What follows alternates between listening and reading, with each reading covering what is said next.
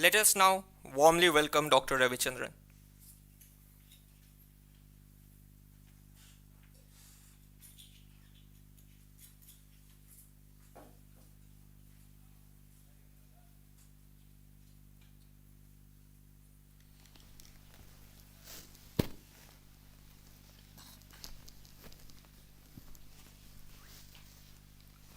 Very good afternoon. Uh, right in the first slide, you can see that there is a marathon runner there. So, you know the hint. So, that's what we are all here to get that magic degree to change a mister to a doctor or a miss to a doctor miss. So, that's exciting, isn't it? So, let us just get ready for that marathon run. So this is who I am. He has already introduced me. Sorry, what's your good name? Abrar already introduced me, so let us get going. Researcher by choice. I did my PhD at the age of 60. So is that encouraging? You call yourself old generation, so it must be very encouraging for all of you here. It took me over 6 years. 6 years is like, you can call it execution time, as different from run time. You know the difference, right? The computer scientists will know the difference between execution time. Execution time is from start to finish how much time it took. The run time was actually about 4 years. The total time it took, including coursework, to complete my PhD was 4 years. But the total execution time was 6 years, all administrative delays and so on and so forth. Both these timings are very important. That's also part of our learning. I learned over 200 lessons. I documented these lessons, like 211 lessons to be precise, in 14 chapters in my book. So these 14 chapters in my book cover 14 different aspects of a PhD program, let's say. 14 different aspects of the process that a PhD is all about. PhD is a process. So let us just keep that in mind. Demystifying a PhD scholar's journey. So that is the purpose of my presence here today. Now what is demystifying? When you demystify, what you do is that you take a lamp, the path is unknown, right? I think most of you can emote to this point. That I don't know how many of you are freshers and how many of you are already there ahead in your journey. The path is uncertain. So you got to have a lamp. The lamp guides you to go to the next path. So that's why the expression demystifying a PhD scholar's journey. What I'm going to talk about, this presentation is based on my PhD thesis. See, any presentation which has no basis, a general presentation, do this, follow this path, follow this advice, don't do this, kind of goes over your head. So I decided that the basis of my presentation should be based on some basis with which I am familiar. So it is my PhD thesis is the basis. It's a first person account. My entire book is a first person to second person account. That's precisely what I plan to do today in about an hour's time. Out of 211 lessons, I plan to place before you maybe around about 20-30 lessons, let's say. So just so that you can sample as to what it is all about. Why did I write the book? See, actually, after completing my PhD, I started drafting a 11-page write-up for our IIM Ahmedabad in-house magazine. After finishing it, I wrote some more. I kept writing, and finally I realized that I have so much to share. So my memory bank was helping me to recall as to what all happened during my PhD for all those 6 years. It took me about a year's time to bring out this book. And my first experience with this book was a very pleasant experience right in this premises, my alma mater. On the 29th of March 2025, I went to invite our director for my commercial launch on the 19th of April 2025. So the moment he saw this book, he said, no, tomorrow you're going to come here and you're going to address the valedictory session of your AIRSS, All India Research Scholars Meet. The third day was ongoing. The fourth day was a Sunday, the 30th March 2025, and I just had 20 hours to prepare. That was the first time I made a similar presentation to a group of about 500, 600 scholars, including all of you all, plus people from Pilani and all over the country. Most satisfying experience. Why I am mentioning this? There is a context to it. Now, my subject is in the area of social sciences and branding, right? I just talking to a few of you. You're all hardcore engineers, most of you. Some of you are doing a PhD in maths and so on. But Professor Kamakoti said in his speech that out of these 211 lessons, at least 100 applied to me. So imagine a technocrat like him endorsing that 100 lessons are applicable to him is the best endorsement you can get, that this is a universal book. So whatever hopefully whatever lessons that we learn today are going to be a little universal, applies across the board, whatever be your field of choice. So that is the most important take from this. So wanted to share my learnings with the people walking this path. Now some statistics. Every year 25 to 35,000 PhDs are awarded across India. But 8 times this number enroll for the PhD programs each year. That's like 240,000 people roughly enroll for the PhD program this year. But I just found out, okay, so the strike rate is just 12%.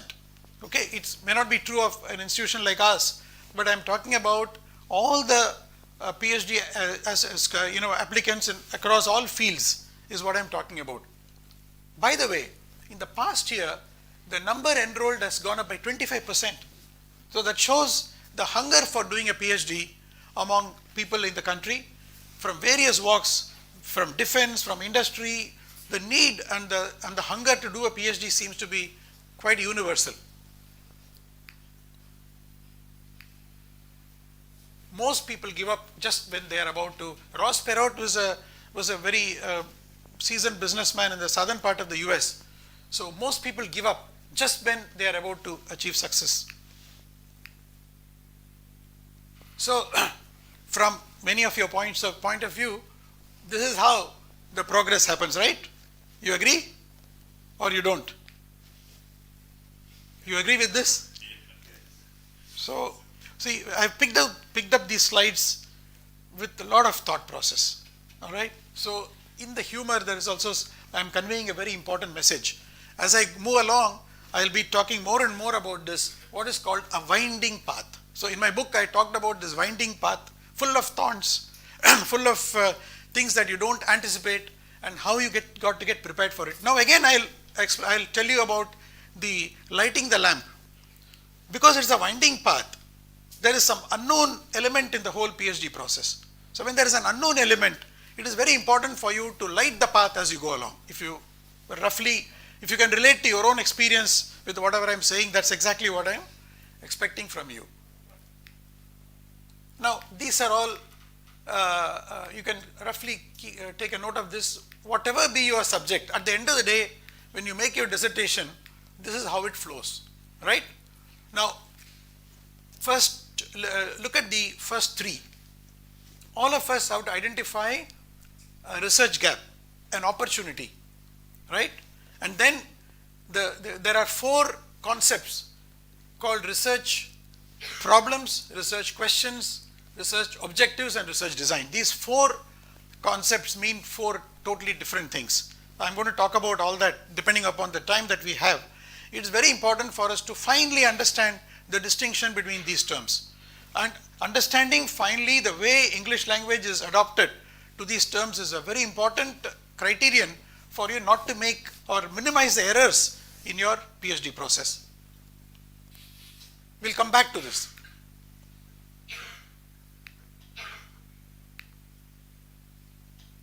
So we already said that, we all agreed actually that it's a long winding walk. So what do we do? I mean, it has taken me 6 years. It may take you 4 years. It may take you 7 years. You don't even know whether you will get your doctorate. So, but what is in your control is the next milestone. So it is very important for all of you to split your task, to learn to split your task. Identify the next milestone and work towards reaching it. In my case, I remember that, my dean, when he interviewed me, was obviously about 5 years younger than me, right? And he said, okay, Mr. Ravichandran, what's your career objective? He asked me. I discerned a slight smile when he asked the question. So I said, I'm actually very content with what I've achieved in my life. But this is something which I'm trying to prove to myself, that I can go through the process. So that's how it is. So identify the next milestone and work towards reaching it. In my case, the stakes were very low. I really did not care if I would make it or I will not make it. So therefore, I was able to work with little stakes, with less stakes. That may not be true for most of you, because for you this is bread and butter. But if you can practice it, you will find you'll be able to de-stress much more and be able to work with a lot of energy towards the next milestone, right? Now, I'm just giving a sampler about the lessons learned. It is never too late. PhD is a lonely path.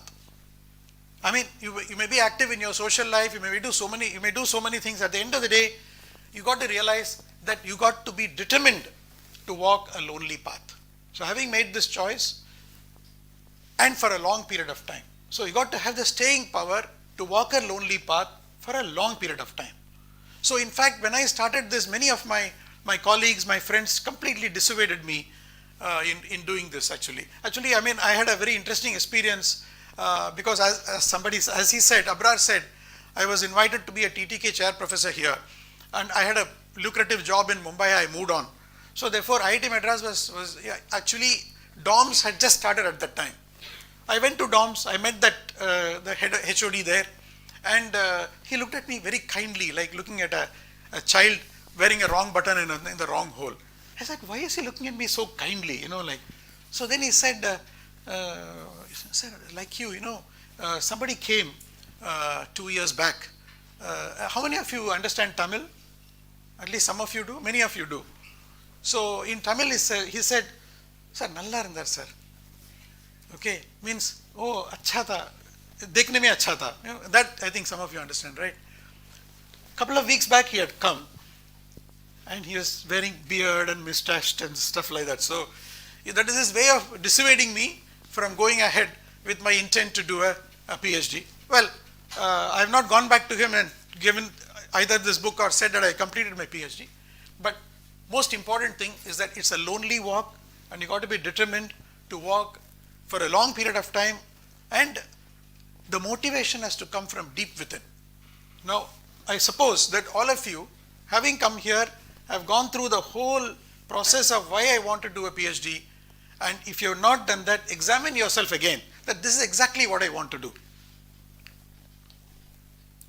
PhD is a highest degree and a completely new process. I want to talk to you about it. See, retiring as a CEO of a company with 37 years of experience, I had my own ego. So I said I'm going to do a PhD in a very big subject. I said I'm going to compare India and China. I had a lot of data about the two countries. So I said I'm going to do a very big research, compare these two countries and prove a big point. Okay?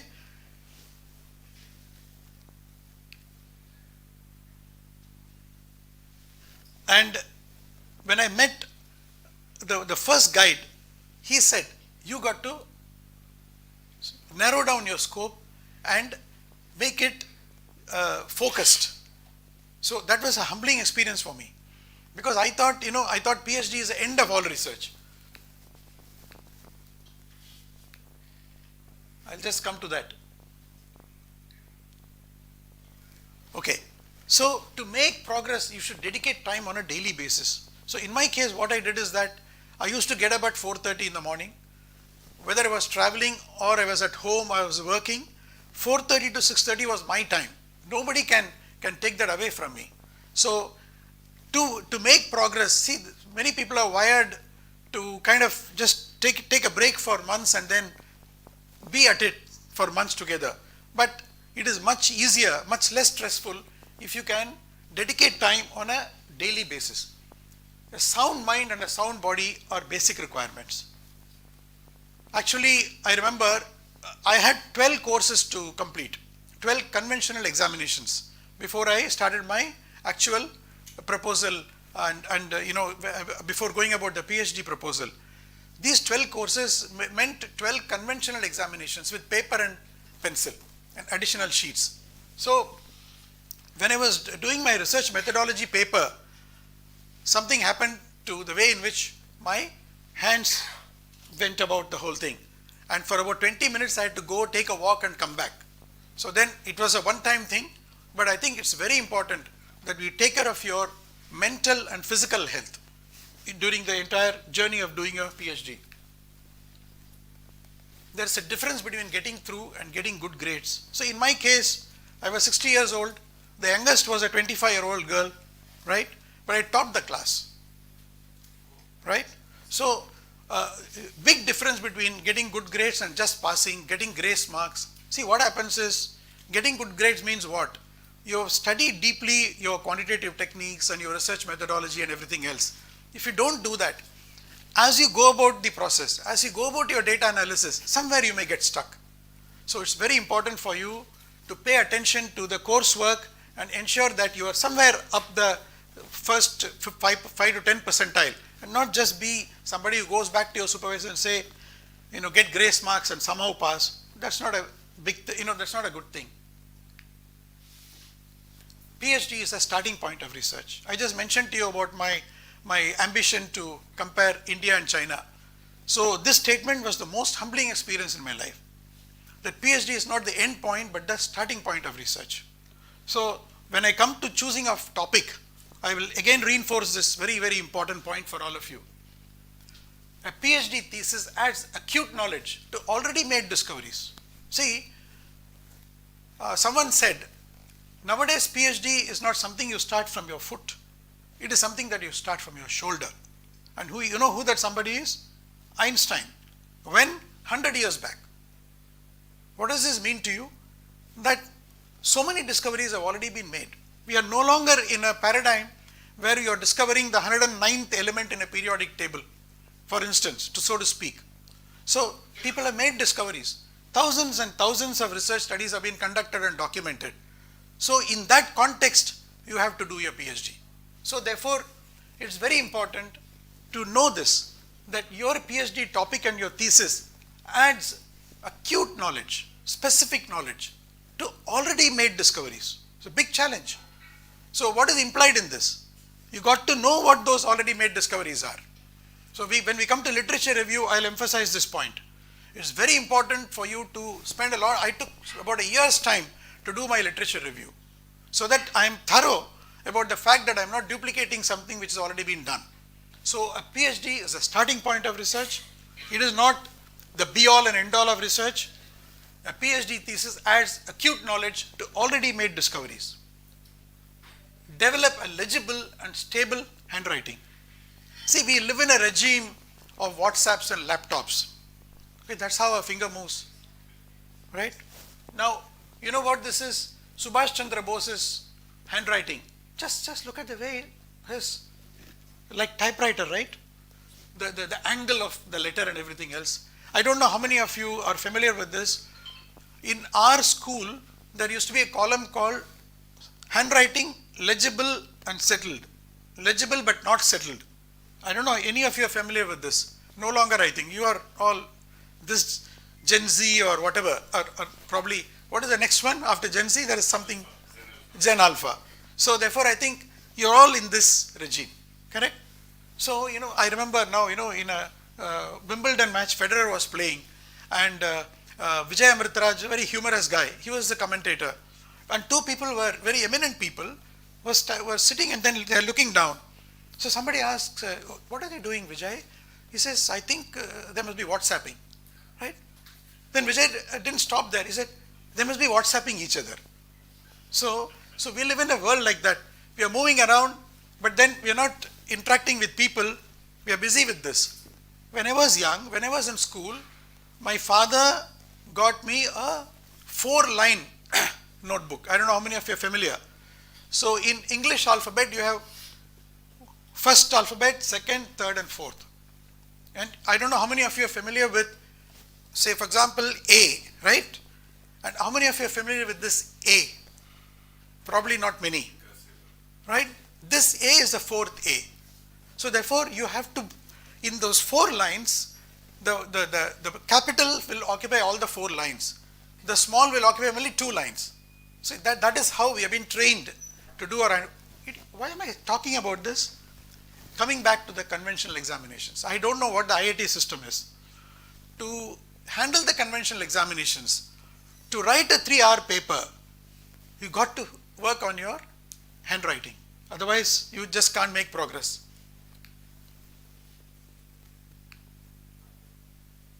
Okay, now coming to the literature review. Right now, I talked about the winding path. I talked about splitting the task, correct? So what is the first task? What is the first big milestone?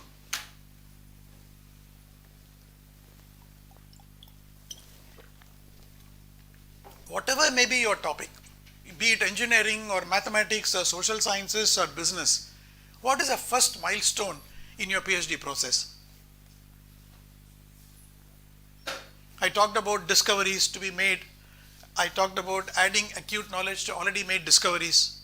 So what should be the first milestone?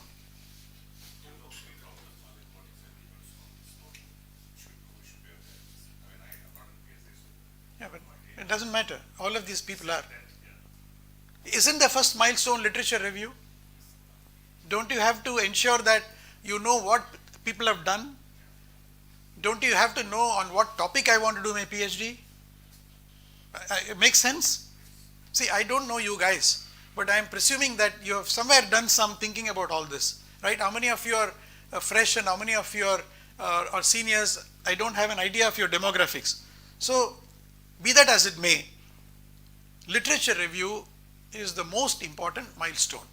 So, in my case, what I did, I created a discipline within myself that I will do my literature review in the first 3 months, right?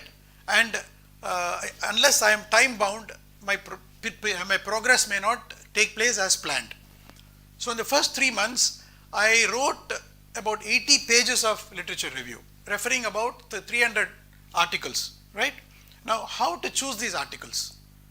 So this is what I am talking about. You are aware of journal aggregators? How many of you are aware of journal aggregators? Right, and not many hands are going up. Maybe they are doing WhatsApp, I think. Maybe that's the problem. So there are journal aggregators like ProQuest and JGate, and I don't know, depending upon your field, there are different journal aggregators. IIT must have subscribed for most of them. And there is also the deep web. Some intelligent searches, even Google Scholar and Google Search gives you good articles sometimes, if you are intelligent. Well, I had a way of getting quality articles in different ways, informal ways.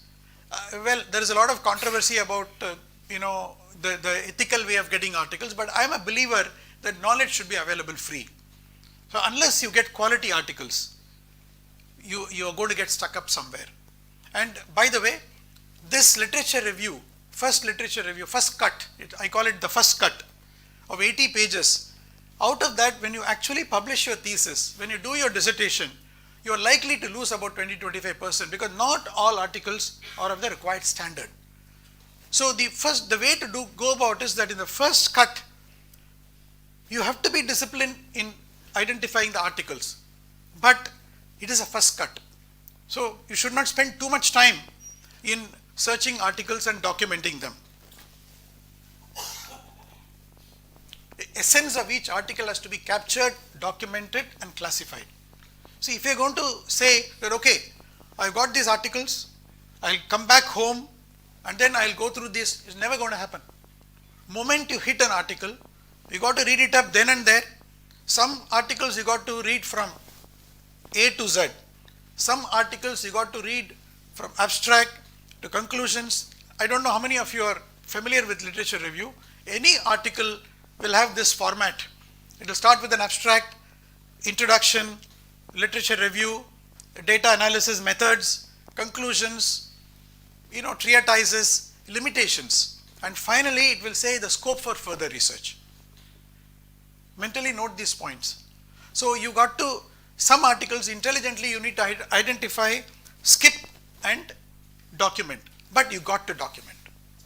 So if you're going to go through 200 literature articles, research articles, you have to document them, nomenclature them, organize them in folders.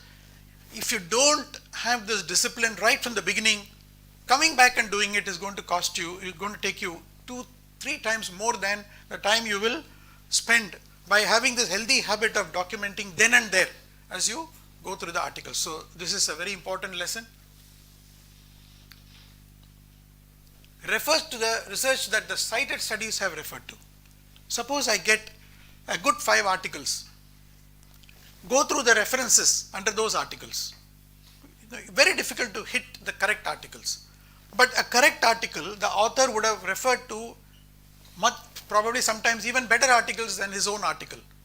So go to the references under there and then look for them, shortlist them, go to the journal aggregator or go to the deep web and then put it in your library of documents. So this process is very, very important.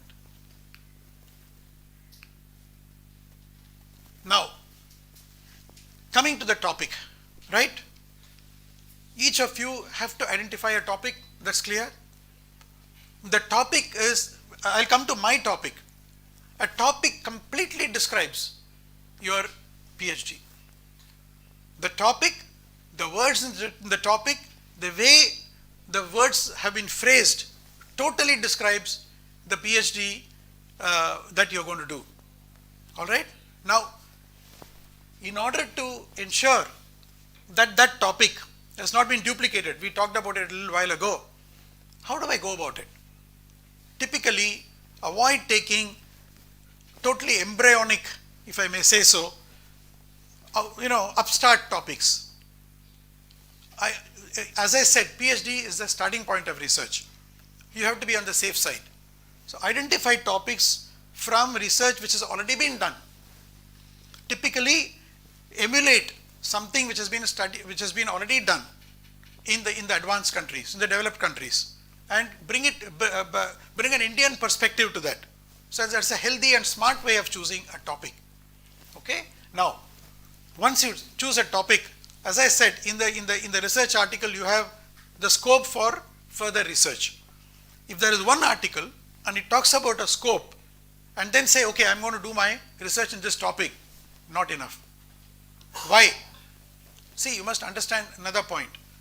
A PhD is all about theory. Whatever you do, be it mathematics or medical sciences or social sciences or brand or whatever, a PhD has a theoretical perspective. You have to prove a theory by your experiments. You conduct an experiment in your laboratory. You do a longitudinal study. But after doing that, you have to prove a theory. You will be asked to prove that as per which theory your findings are valid. Now, for every theory, there will be at least 2 or 3 counter theories. Please bear this in mind. So, a worthy topic, a clean topic, no controversy topic is one in which a variety of studies which together justify the gap is the correct way of identifying a topic. I mean, all of you are able to, do you realize why I am talking so passionately about this literature review? Many of us make a mistake here. I made a mistake. I chose a topic, I did a good literature review, and yet what I did, I jumbled up 2 topics without my knowledge. I jumbled up 2 topics. The 2 topics meant different methodologies. I got stuck in the methodology. My proposal did not get accepted. Right? So that is how important a literature review is. That is how important choice of a topic is. Before you indulge in the next conducting an experiment, identifying data analysis methods and so on, literature review is very important. Identifying opportunities, not duplicating previously done research, understanding that discoveries have already been made in your field, and not getting into a situation which after 1 year you find somebody has done this research, not good. So this is most important first milestone. So remember that winding path, right?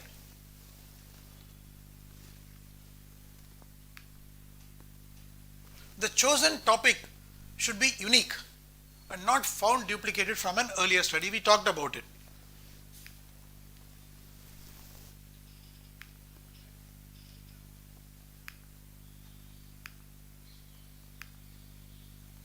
Right. A uniquely defined title and the keywords summarize the essence of the study. A uniquely defined title, the keywords, right? So if many of you are computer scientists, you will realize there used to be a program called COBOL at some point of time. COBOL uses English language, right? See, very interesting thing. Whatever the field of science, whatever the field of discovery, English is the gold standard. Not Hindi, not Tamil, not Latin, not Greek. English is the gold standard. But if you are going to use English words glibly, you make a big mistake. English words have been adopted in engineering, in technology, in science, in mathematics and so on. So it is very important to understand the context in which these words have been used. So that's why I call them a keyword. A uniquely defined title and the keywords summarize the essence of the study.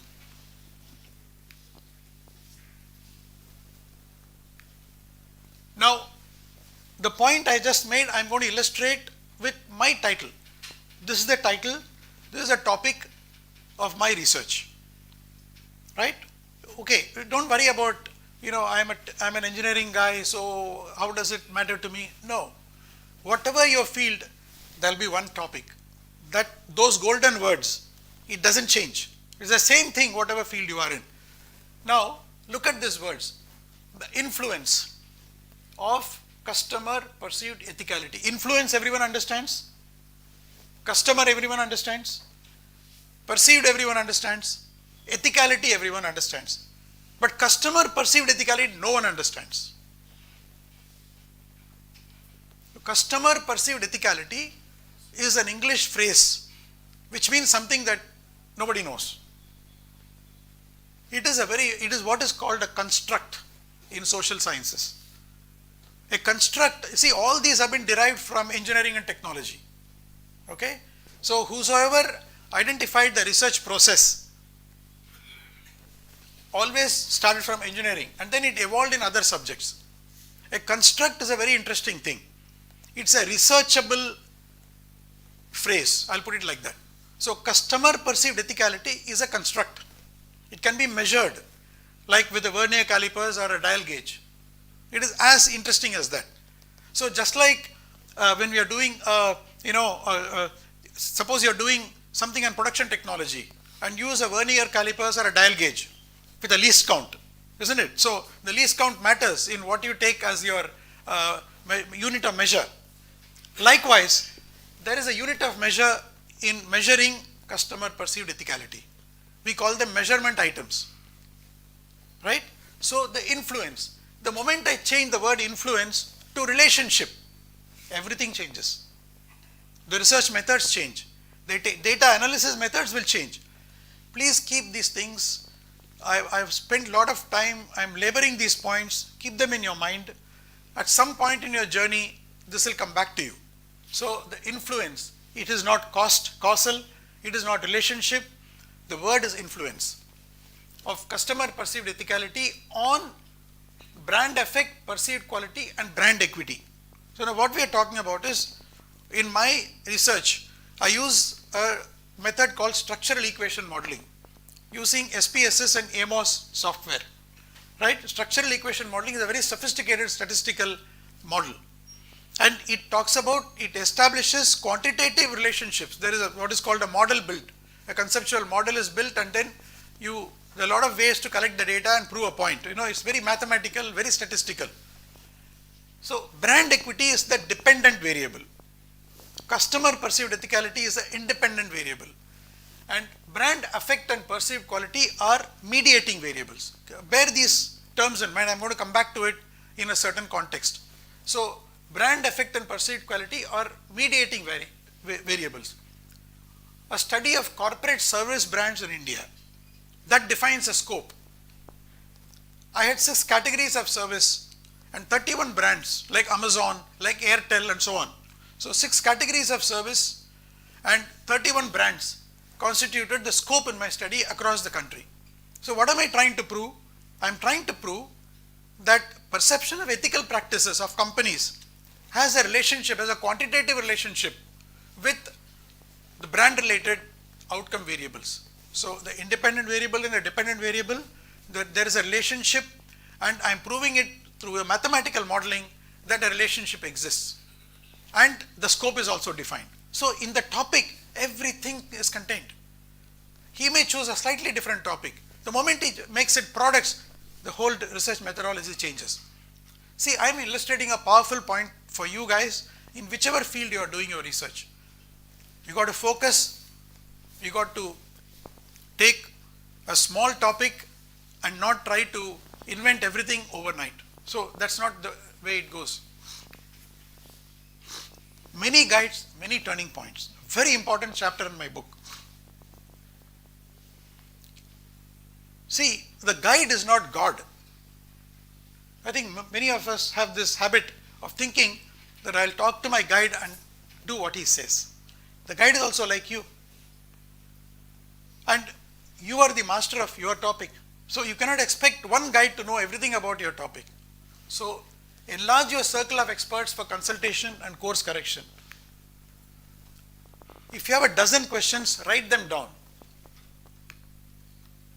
Become an expert in analyzing your data and avoid outside experts. I don't know how many of you have already gone ahead in your PhD journey.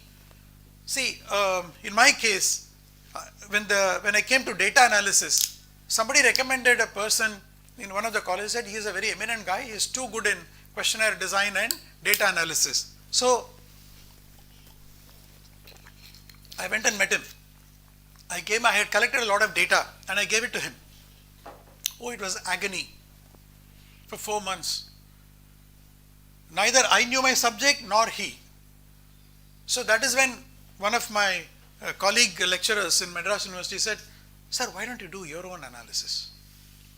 Something flipped inside my head. That day I changed. And I said, I'm going to do everything myself. I'm going to learn everything myself. I'm going to do my data analysis myself. Turning point in my PhD. Okay, if that was my turning point, you guys are going to have different types of turning points. Watch out for them. So, become an expert in analyzing your data, own your data.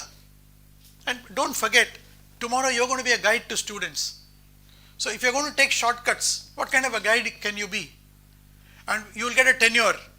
Your tenure will not be renewed unless you produce quality research articles. So, shortcuts can get you a PhD, but it won't sustain you in your academic career. The researcher is a sole master of his craft, not the guide. All right, now in my research there is something called the mediation analysis. It's a very powerful concept. If I didn't do my mediation analysis, I wouldn't have been able to prove anything at all in my research. So then what happened is that I got badly stuck. And the master who taught the mediation analysis, I realized that he had not taught it in the correct way. His knowledge was shallow. I realized it. I knew I had got stuck. Please understand, nobody is going to help you. So many guides, many turning points.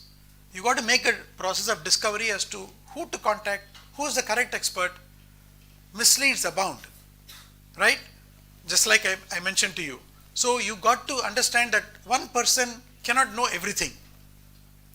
So then I went to the YouTube. I must have gone through hundreds of YouTubes.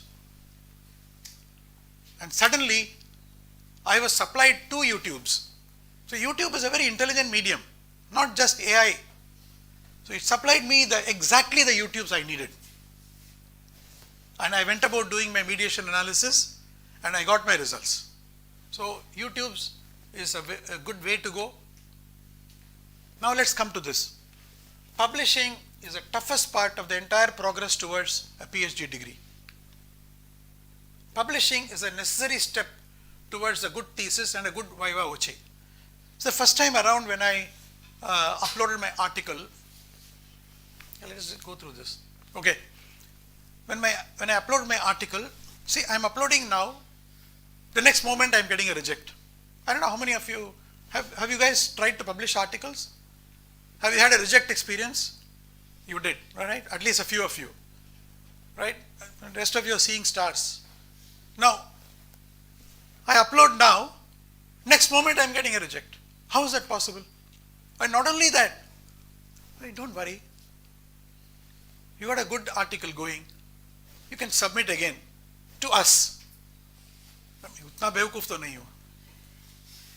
Right? So, I mean, all this is, publishing is the most, what should I say, is a process with a lot of limitations. Better you know that early.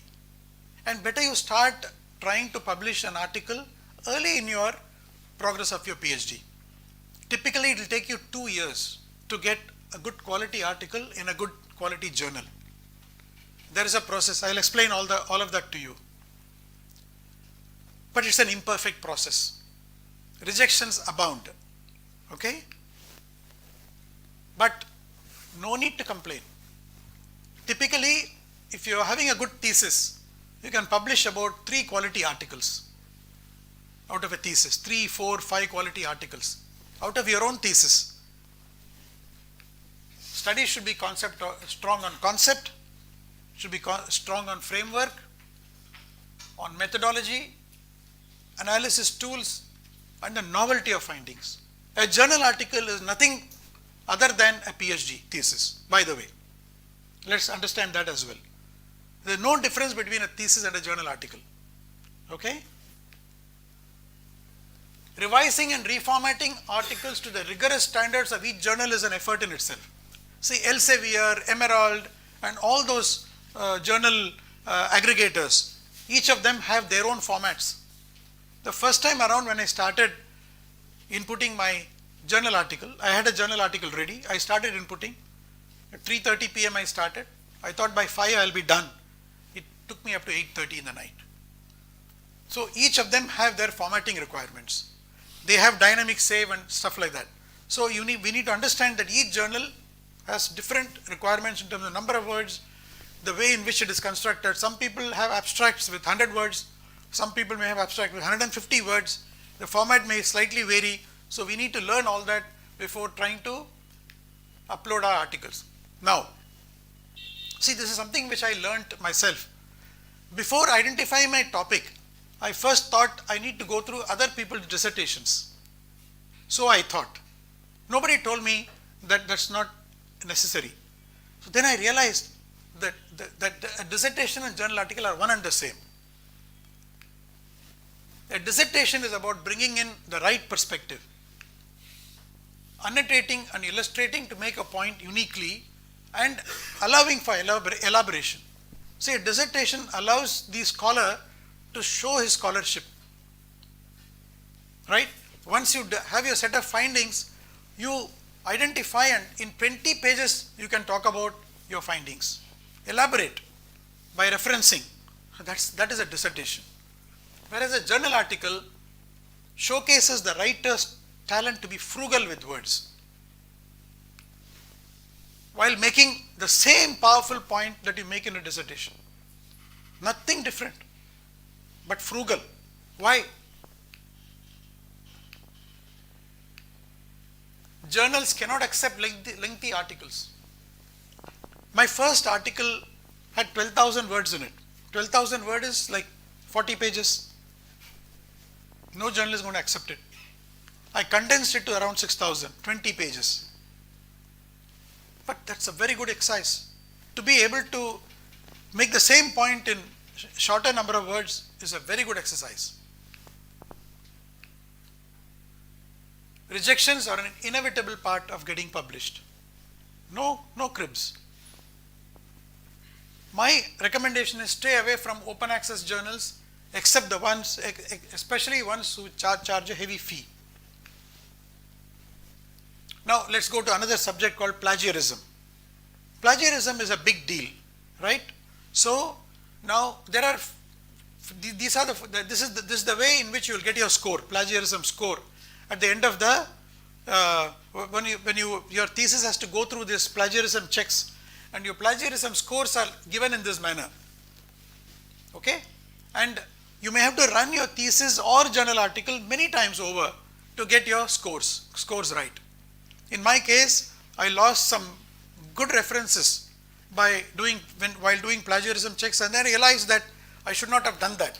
I should have used my own words but not lose the references. And there are softwares like Authenticate and what is the other one?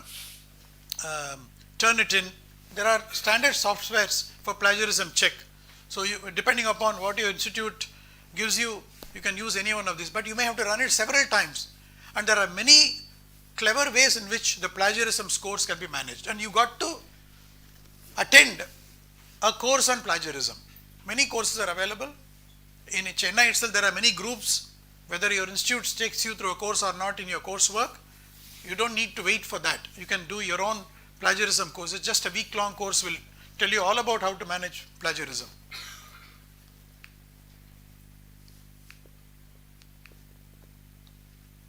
Some tricks. Combine references that deal with one subject in one place and avoid repetition. Suppose you are making a conclusive point.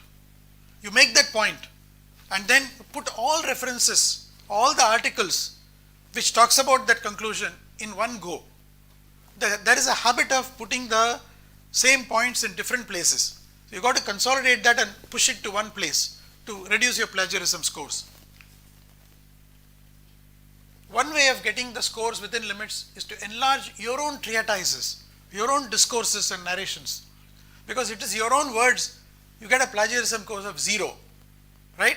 Averaged with whatever else you do, your scores will come down. Makes sense to all of you, all this?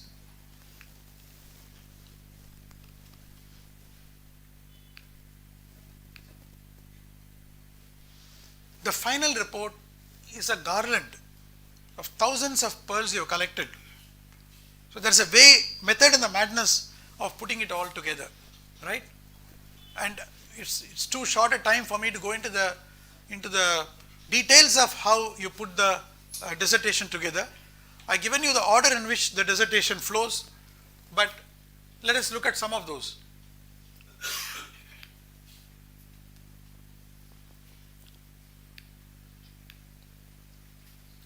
The results tables and figures need to be finalized first.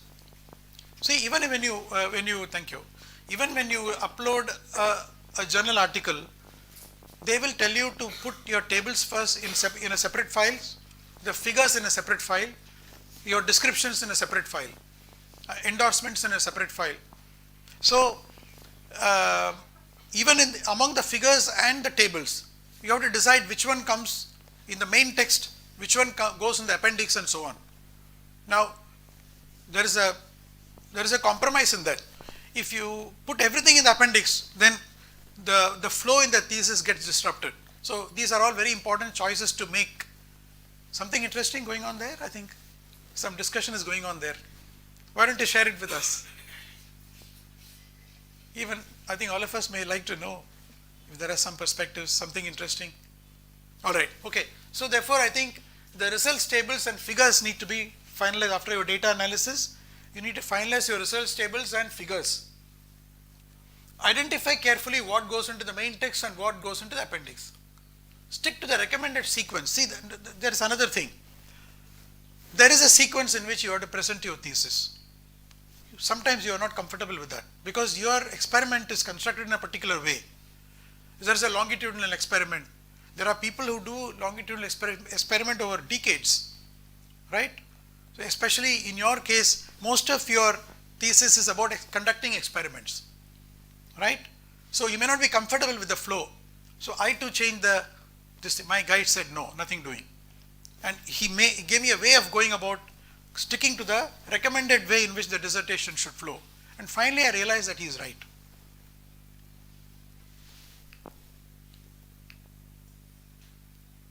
Okay, so again, your institution will have a standard in terms of how the references should be organized. There is a structure in which the references are organized. The authors, names, last name, first name, and this, that, vagara, vagara.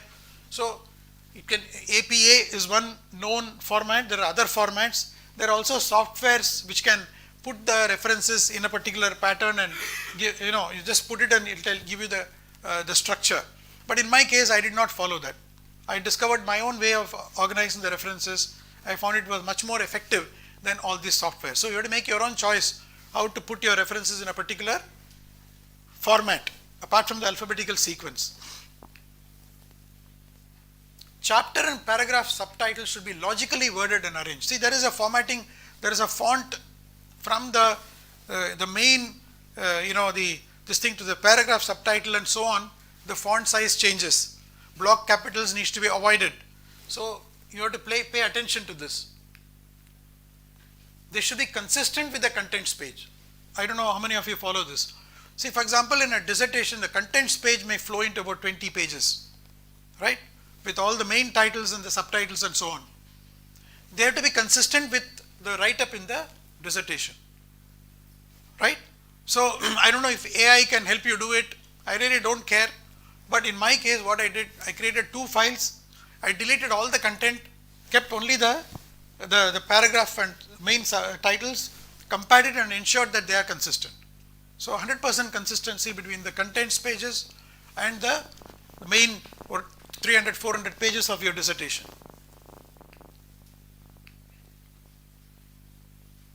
This is another very important thing. Suppose there is a set of references, say 250 references, and in your dissertation you have referred to them. You know what I mean? You will say it is said by Eriks et al. Or Eriks and Schopenhauer, whatever.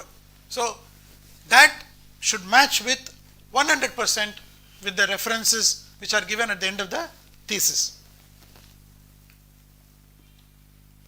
Okay, now your dissertation may be about 300 pages long. You will be asked to make an abstract of more than 30-40 pages. It's a very important exercise.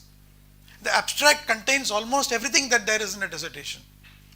And making the abstract is a big step towards a good viva voce.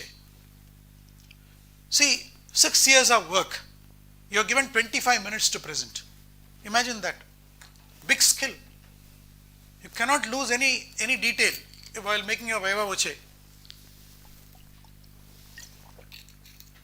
So making the abstract is a precursor to making your PPT, typically PPT. The PPT structuring also is very interesting. I used a 2-tone structure, if you know what I mean. So that as I present, the people at the other, see, people have limited capability to hold it in their head. So I give a lot of statements, my findings, my data, condense it and make some small little bit in a different color. So to hold interest and for the sake of continuity of the thought process of the examiners, right? So typically not more than 40 pages in your viva voce. So make the abstract, make the presentation for the viva voce, and then whatever extra data, put it in hyperlink and put it so that in case the examiner wants, you can always refer back to it. You understand hyperlink, right? All of you? Right. Now, typically in a viva voce, the examiner will be an anonymous person from outside the country, by the way. He is going to ask you 2 types of questions. One are generic questions about the research process.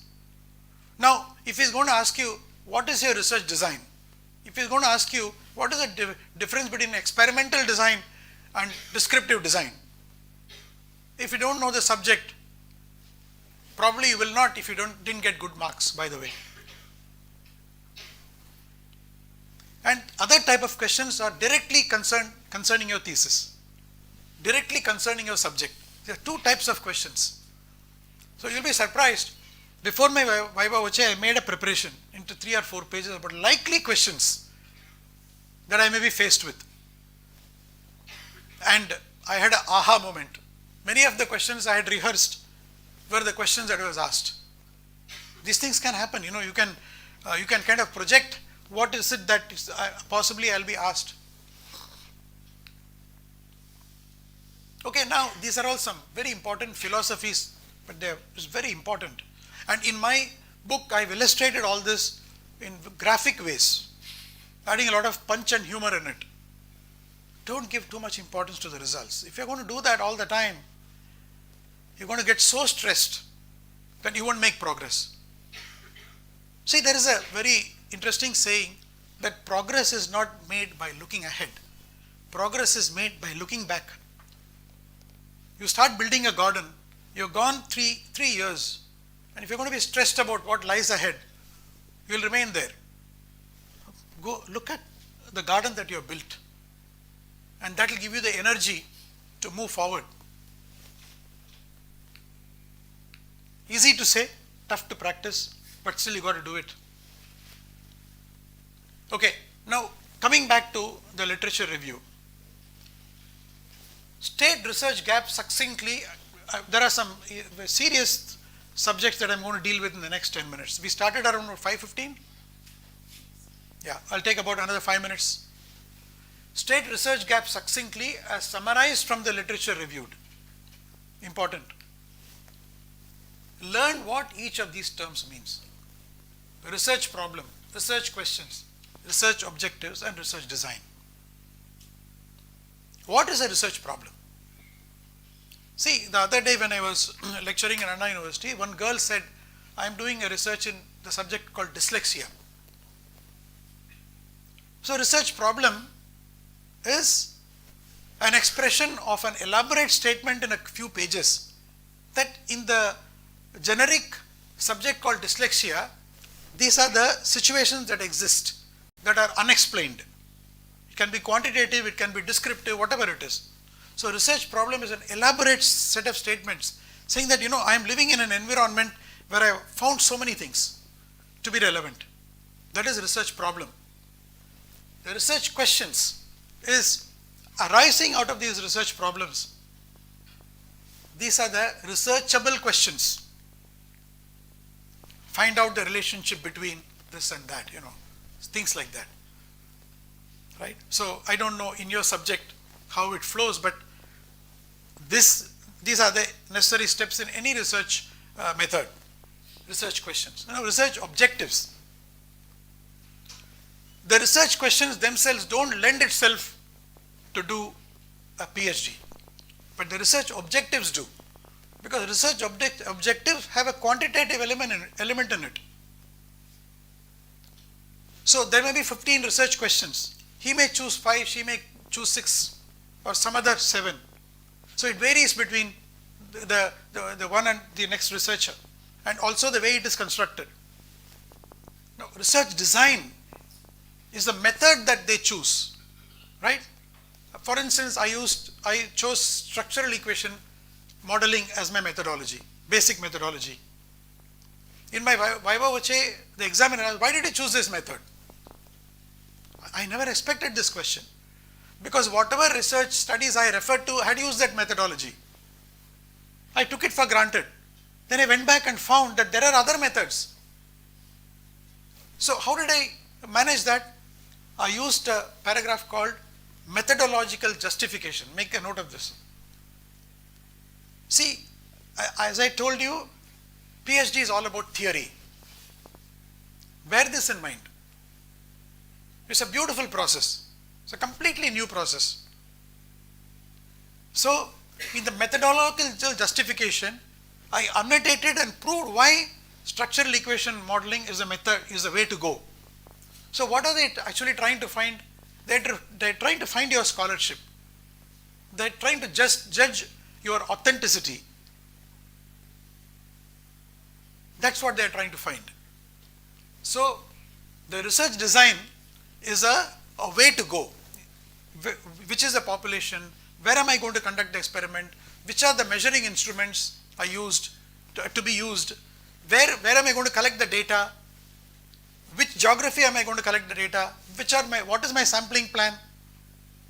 Is it a probability sampling or non-probability sampling?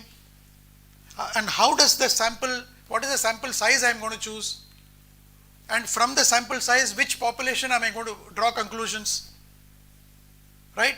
Suppose I am doing my research in chemistry, I conduct an experiment, and then I have several solutions with some element missing in something. In one solution the plant grows fully, other solution it doesn't flower. So these variations are my findings, right? So the research design is a matter of full detail about how I am going about doing my research. So please understand, that is why subjects like research methodology and quantitative techniques are very important to learn. And as I said, English is the gold standard in defining these terms. Adopting the English language in the context of engineering, in the context of medicine, and so on. These are the 4 classifications of all types of research. Most of you probably will be doing the causal investigation, but I don't know, it may not be. What is exploratory? Exploratory research is to draw initial hypothesis on a subject of interest. I talked about dyslexia. So you go about interviewing people. There are standard methods to do interviews on exploratory research. In my study, I had 3 chapters in my research. The first chapter, which took me about 9 months, was exploratory research, with which you draw hypothesis for conducting your quantitative research. So exploratory research in any field, when you do a literature review, you may need to do an exploratory research and say, look, in India, as different from the US, this is what exists. And I proved that it is possible for me with these variations to take and go forward in my research. There are, Chris Hart, Chawla and Sondhi, there are many, books which will give you full details of all these methods. This is the structure, how the research design is chosen. Exploratory, conclusive. In conclusive research, it is causal research. Causal research is typically in which you conduct an experiment and you have a control group, you have an experimental group, right? And then you draw comparisons between those. There are statistical methods to do the comparison of the data. Again, in descriptive research, you have one sample or multiple samples. Longitudinal design is something which takes place over at least a minimum of 4 time periods. You collect data with the same set of assumptions over 4 time periods and draw conclusions by whatever data analysis methods. That's another big subject. Very difficult to cover all this in a short session, but read my book, you will get a lot of indications of how to go about it. Okay, so therefore each, this is the back. Every dissertation needs to succinctly state how your study is characterized and classified and how the design of the study is derived. It's an important part in your dissertation. I talked about justifying your methodology.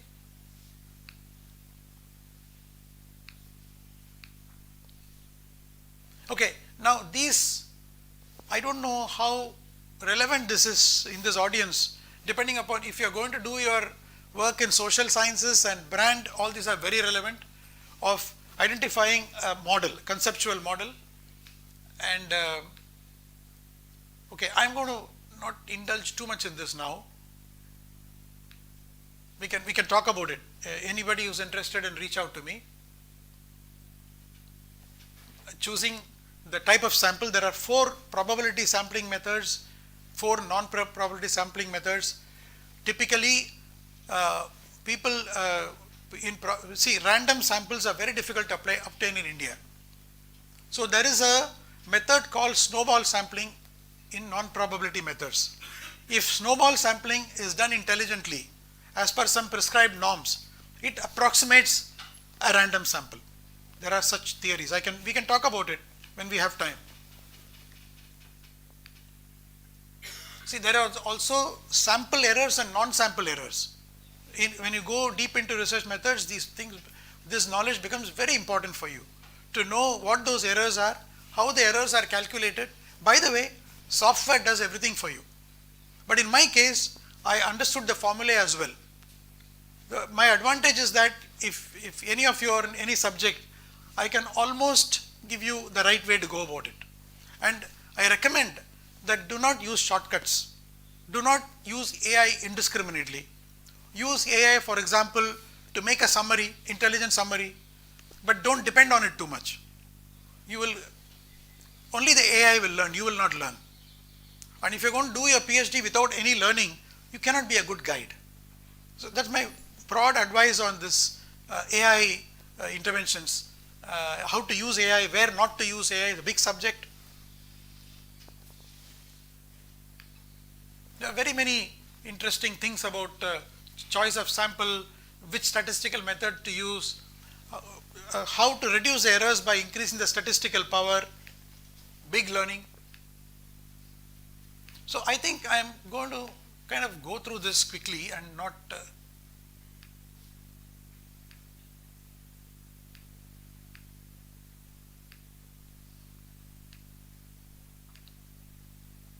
So the other important aspects of research are what are called validity and reliability, right?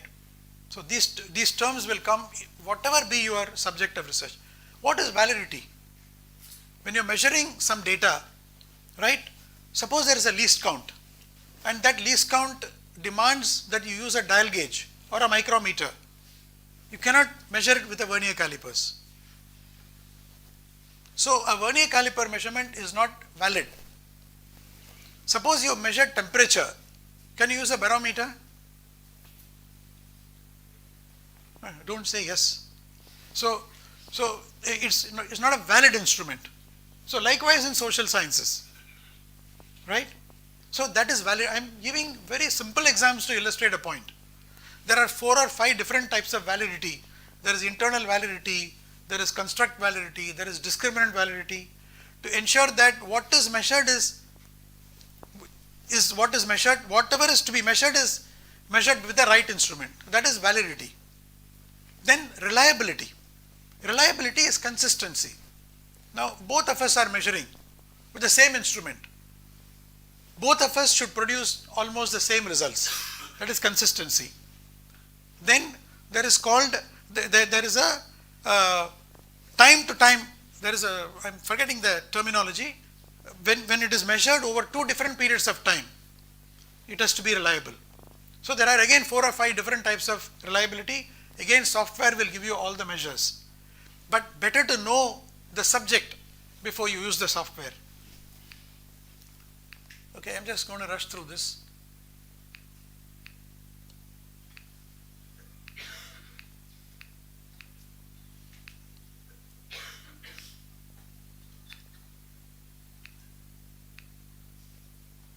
So we talked about this. So that's it. I'll pause here and take some questions. I hope that was it.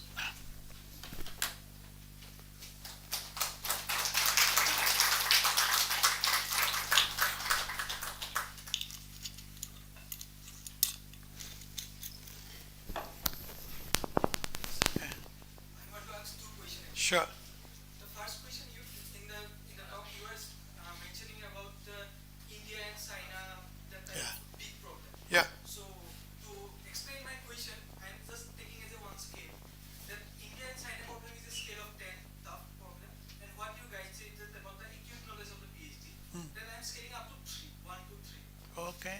Okay, and after that, when I am going to postdoc, I will go to 4 to 6. And after postdoc, if I come to the academia, then I have to guide my student, and that student should have to, I mean, started not from the scratch. So again, they have to start from acute knowledge 1 to 3. So when I'll get the time to study about that scale of 10 problem, and when I'm going to that, there will be a leg. Yeah. And Very important question. See, research never ends. A true researcher never stops. The other day, I was looking at one of my own colleagues who's an expert in radar technology. The number of articles he has published is mind-boggling. So if once you get your PhD, there are people who do longitudinal studies for some 2-3 decades, and especially in foreign countries, very heavily funded. Okay, so if I want to compare India and China, I can still do it, but I need to have the resources. For example, if you become a full professor, you will have a lot of students doing, there will be a research scholar or two, you may deploy them for some data collection. I have gone through the process as well, and put it all together, you will give the broad framework, there will be many data collection points, right, and there will be several conclusions to be drawn. So therefore, postdoctoral studies, there are so many different types of meaning, from small, like you said, from a scale of 1 to 10, the size and scope can vary. Even, for example, my dissertation, it can be extended to more number of services. It can be extended to other countries, other geographies. You see what I'm saying? But the important thing is, the PhD process itself is extraordinarily strenuous. If you're going to take a big subject, or for example, if you're going to take a complicated conceptual model, never get a model fit. And they don't want you to do it also. So the clever researcher is one who is able to understand the minimum requirements and goes about it. How do you know the minimum requirements? See the beaten path. Do your literature review. Find out how the other studies, people who have gotten their PhDs have gone about doing their research article published. That will give you a hint that itna karne mein theek hai. Once I get this, I am eligible to get my PhD. And when you get time, you try to elaborate. You bring your own perspectives. So that's of course, that is left to you. You can add some color to your findings. You know, like for example, in my case, I could have done what is called a moderation analysis. So add one more aspect to my dissertation. But you got to focus. I think, am I answering your question? Yeah. And so secondly, to ask my question, I'm just taking one small example. Yeah. So I read a book. Just imagine a small boy of class 2-3, and he read a book and start mentioning that don't drink pond water. Don't drink pond water. Because it will affect your health. And another guy who don't read that book, he go there drinking that pond water, and after that he is going through a diarrhea process. So he faced that disease, what pain he is going through. So same question I am asking you, that if I want to be a one guide, and when I'll do mistake in my PhD research, that whatever you mentioned that you don't do it, doing like that, this is my experience from that. So those mistakes when I'll do, so later when I'll teach some student, then it will be very easier for me to teach them. So as if I want to be a guide for future generation, so what will your recommendation? To experience those mistakes or reading your book? Brilliant question. You read my book, because I have in my book, what I didn't tell you today is I wasted 1 year in choosing the wrong institution.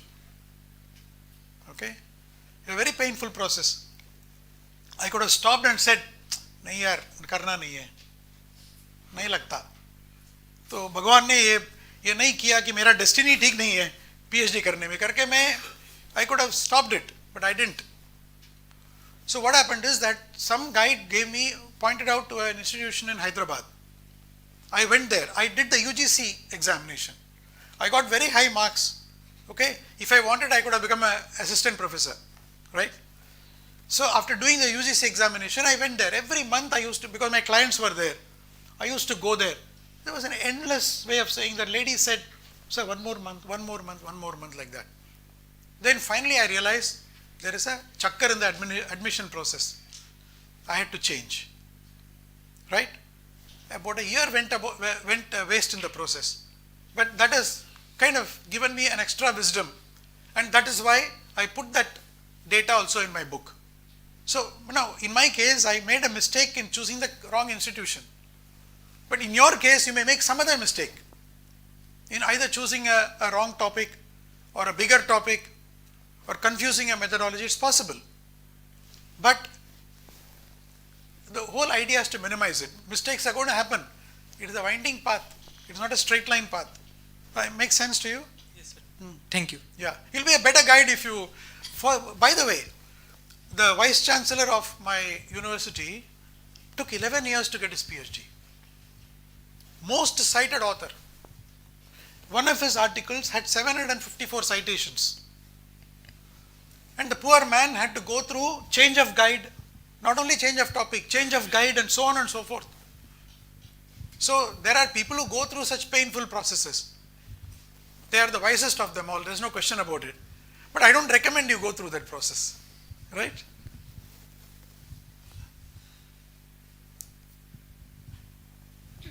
Any other questions? Yeah, sure. We should not choose the open access journal Yeah. for publishing our research. But nowadays, maximum journal became open access. Even if 1 year before they were hybrid, but now they are also open access. So we have very limited journal which are hybrid, like Oh. subscription based or so. Like why you just mentioned like why we should not choose open access just because it's a costly. We have Yeah, to pay.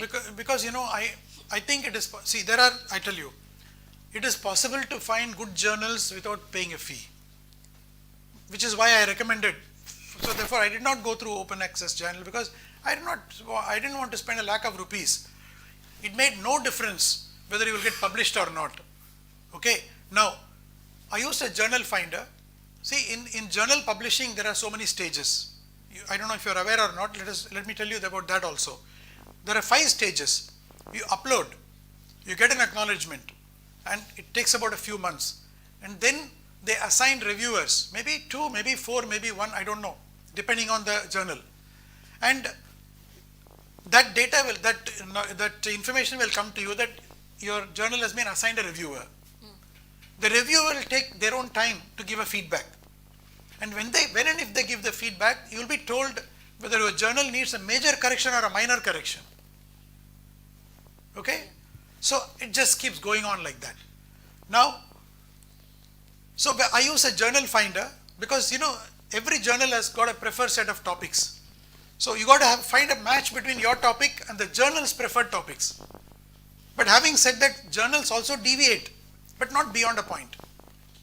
So if you follow this process, you can get published. But if yeah. What I felt like now the transparency is not there. Yeah. Journal which are hybrid.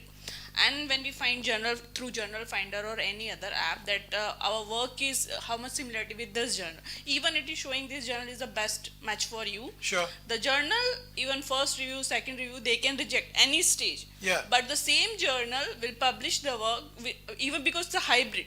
So if it's open access, they are publishing even a low quality work. So these kind of things is also there. So I just wanted to know what is the process like. Is open access making to publish that work? It's like this. I only stated my attitude and my method and my preference. If you noticed, I said I don't believe in open access journals. So you got to make your own choice. You should not follow each and everything that I say, literally. Each person has to make an intelligent choice as to, okay, this is how I'll go about it. See, another thing is that whether it is a book that is written or a lecture that is given, we don't state so many things. Yeah. There are many unstated things which are not very pleasant. So we need to deal with all those. See, as somebody said na, थोड़ा जान के चलो, थोड़ा मान के चलो. ठीक है? तो एम क्या है?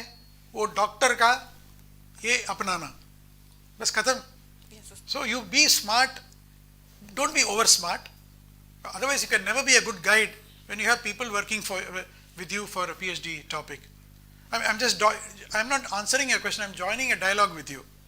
I understand your dilemma, but Yeah, because these kind of things now it's more like journal even 1 year before or 6 months before they were hybrid, but now maximum journal is making open access even because that US funding is stopped. So many things were there. So Okay. now open access I thought in more demand, but we don't have a choice to send our paper in open access. Students Okay. don't have a choice. okay. So that is a different thing. That's the institute's choice. That is institute. or Each guide. institute has a, by the way, there are some institutes which prescribe, okay, only these journals. Like I really don't know why there should be such a restriction. so we don't So- have that choice that Yeah. we can choose which Yeah. journal we should publish. Yeah, So I thought our main aim should be publish the paper first. absolutely. Absolutely. Get published. That's the. Yeah. Thank you, sir. Yeah.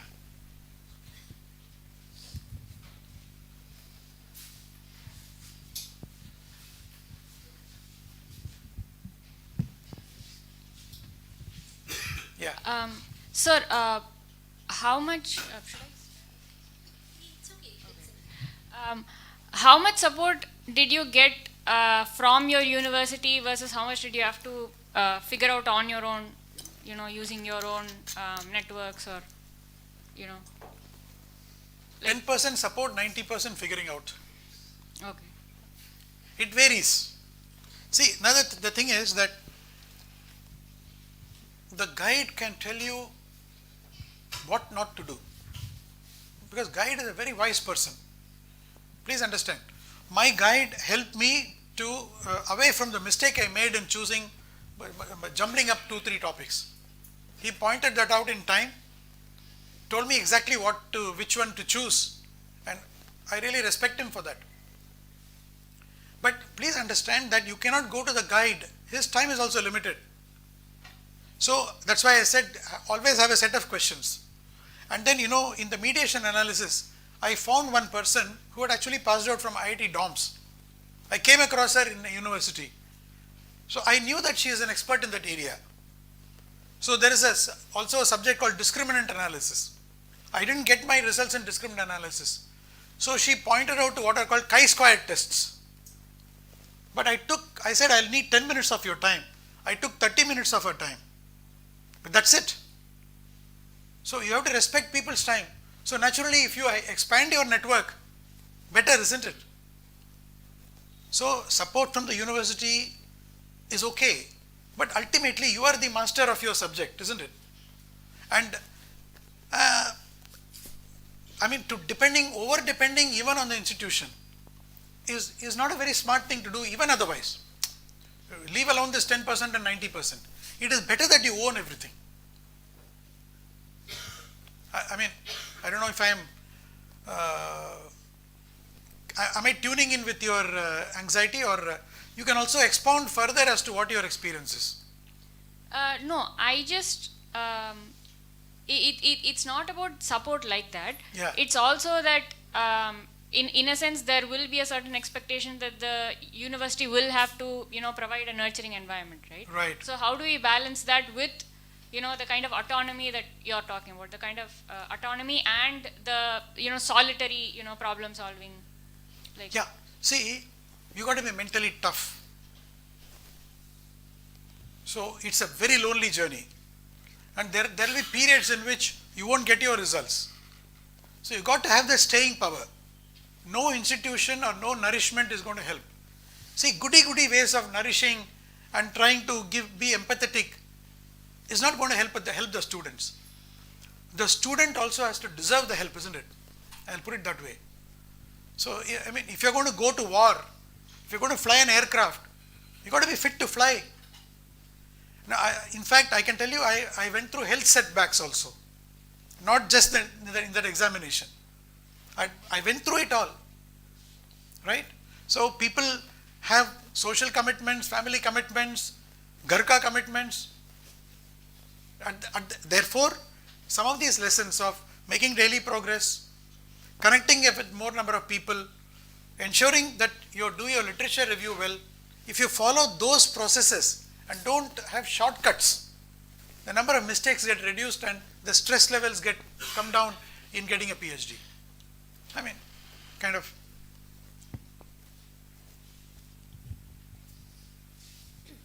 Any more questions? Someone can also share their experience in 2-3 minutes. Any one person can talk about their experience, how they chose their topic, in which field they are doing research. And that will be a good sharing. That is a way we can create a bridge between what I have spoken and what we hear from them. Maybe a fresher who can talk about their journey, Or how they somebody who started, is, and how the person who is doing from past few years. Yeah. Anyone, 2 volunteers, 1 volunteer who has done for a few years, I'd like to hear from them. Just a few words to inspire other people.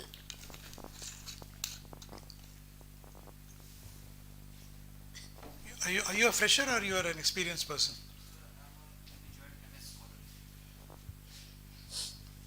So who's the person who has spent more than a year here? Yeah, yeah. Oh, can we talk about your experience?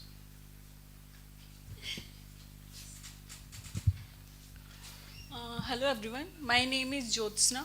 So right now I am in my last semester, 10th semester, and I am about to write my thesis and complete my PhD.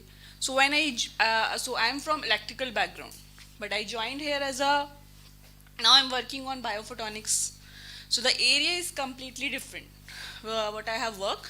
But the thing is that I have chosen instrumentation and AI and all because I wanted to do different in my PhD. Even for further also, I just want to switch my topic. So I have never worked on agriculture area. I just know basic things, but I have never worked on agriculture. So when I joined my PhD, I got very different topic, endoscopy and all. But I don't even have idea of biomedical things. So first semester, second semester, I was doing my coursework, but I have to search about, like sir told, I have to do literature survey because this is the topic I got assigned to work. But when I was doing my coursework, so I found interested in hyperspectral imaging because I thought everyone is familiar with the camera, so like he's capturing photos. So this is also one kind of camera. Like, but normal camera can capture only the 3 channels like red, green and blue, everyone knows. But hyperspectral camera which can captures hundred of bands or more number of wavelengths, basically you can just understand, like it will give more information about any kind of sample, if it's a agriculture sample or biomedical sample or any other kind of material. So that was the topic of my research. But how I got this topic, so during my coursework, I got, when I was taking some photonics course, because it is a new for me, so I have to take that course. That time only I have to give one presentation on this topic. So then I realized that this topic I can relate more because somehow I know some instrumentation. At the end, I wanted to make this instrumentation for me. So I just changed my topic even second semester itself, and I just landed off on this topic. And I thought my decision was correct because now I'm in the correct state. I published my paper like sir told. If you are publishing your research on early state, it will be not that stressful when you are in your 4th year or 5th year. So luckily, I published my research in very 2nd year and 3rd year. So that time itself, I completed the criteria. And I can say with my experience, it's a very good feeling when your first paper will get published. Yes. You will get that feeling, okay, now you are about to get degree, because the minimum criteria we need to at least publish one good quality journal. Or I thought first paper, if you are not getting Q1 also doesn't matter, but once you will publish that first paper, even it's Q3 or Q2, with time it will upgrade or what. But I thought that feeling is something very different once you join this PhD. Then only you will think, okay, now I got something. So still I'm end of my PhD and I'm still figuring out what I have to do further. So I'm thinking now for my postdoc. So if I'll finish on time, like that was on process. So I thought that's the happy feeling we will get if we will finish on 5 years or 4.5 years. So I don't know other than me who is in the journey, but if you will publish your research somehow in 1st year, 2nd year, 3rd year, you will get that feeling. Absolutely. Well put. Thanks for sharing. Anyone else who wants to share?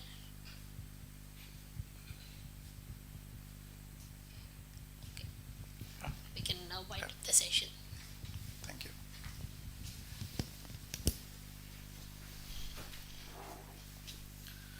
A big heartfelt thank you, sir, for such an insightful and inspiring lecture for today. Hope this might be helpful for everyone in this room. A small token of appreciation from the ACR office. Already tokens of affection have been given. Yeah, sure. Thank you.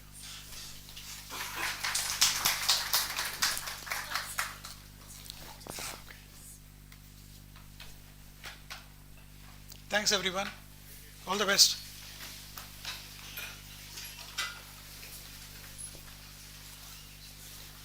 So if you want, you can reach out to me through Sindhu for any doubt, any clarification anytime. Thanks.